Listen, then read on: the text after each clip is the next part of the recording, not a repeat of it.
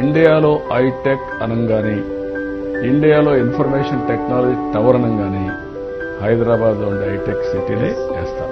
ఆ రోజు మనం వేసిన ఫౌండేషన్ అట్నే లేసింది. కొన్ని లక్షల మందికి ఉద్యోగాలు వచ్చాయి, కొన్ని లక్షల కుటుంబాలు బాగుపడ్డాయి.